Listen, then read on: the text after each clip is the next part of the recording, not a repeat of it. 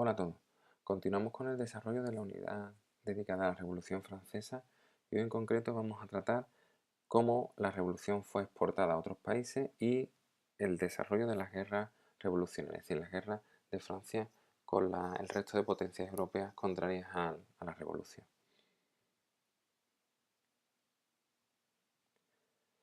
Bien, la Francia revolucionaria, la Francia de la Revolución, era vista como una amenaza bastante peligrosa por las monarquías europeas, monarquías absolutas europeas, por varias razones. En primer lugar, los ideales de la Revolución Francesa, igualdad, soberanía nacional, declaración de derechos, etcétera, tenían una validez universal, es decir, eran ideas exportables y que debían de extenderse o que valían para cualquier ser humano. Entonces, no eran ideas propias o exclusivas de Francia y eso se podía ver como una amenaza desde los otros países porque esas ideas podían parecer atractivas a ciertos sectores sociales y querer adoptarlas, lo cual haría peligrar el poder de los monarcas absolutos. También había que tener en consideración que durante el siglo XVII y XVIII Francia había demostrado su capacidad militar. Por lo tanto, esos ideales más una importante capacidad militar lo hacían doblemente peligroso.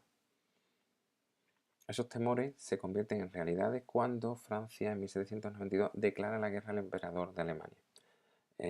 Algunos países, entre ellos Austria, algunos principados alemanes, se habían planteado la idea de invadir Francia por varias razones, sobre todo por las que hemos comentado y también porque, por ejemplo, María Antonieta era austríaca y su vida estaba en peligro, la situación del rey de Francia estaba en peligro y en cierto modo ellos pensaban que invadiendo Francia podían ayudar o salvar la monarquía absoluta que antes reinaba en Francia.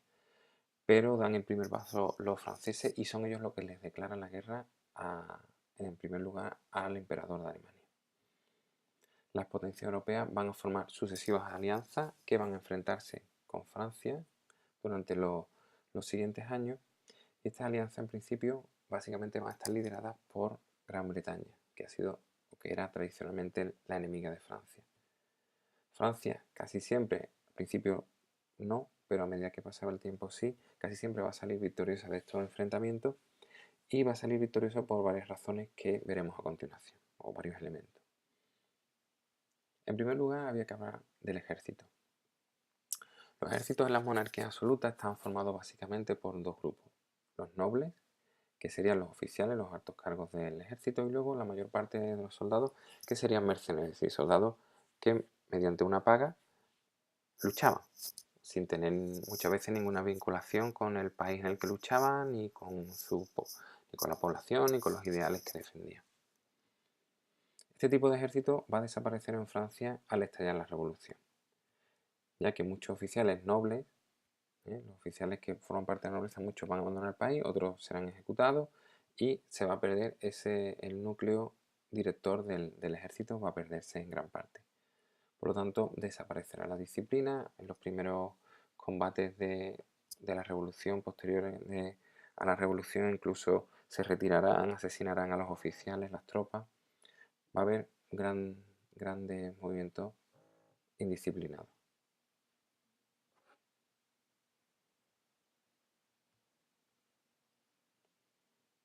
Como hemos dicho, el ejército va a sufrir varias derrotas en estos primeros años, por lo que hay que buscar una solución. ¿Cuál es la solución? Se va a decretar la incorporación de los ciudadanos, varones mayores de edad, al ejército. Y se va a formar un nuevo tipo de ejército. Vamos a tener un ejército nacional, formado por los ciudadanos, por la población de ese país en su mayor parte.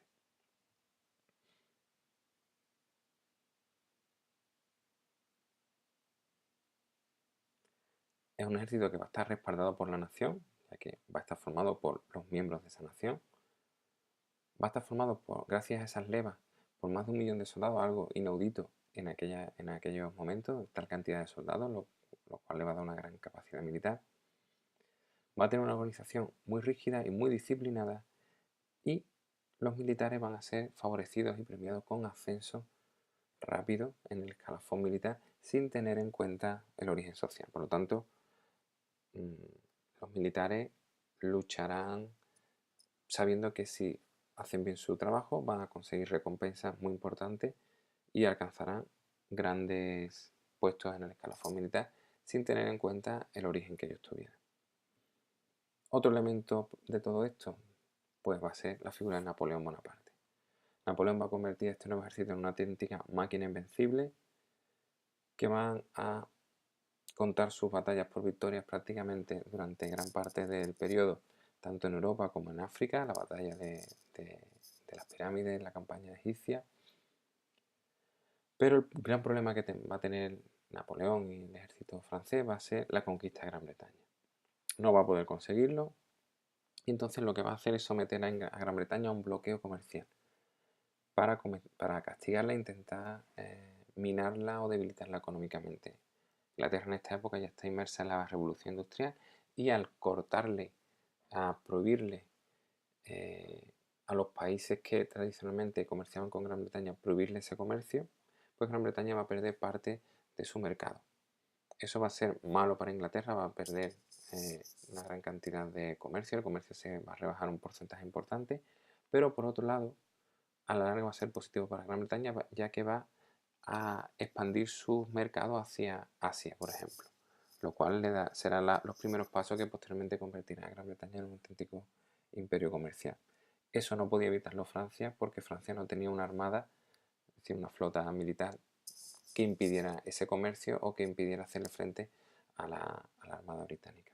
La Royal Navy tenía una gran superioridad sobre la flota francesa.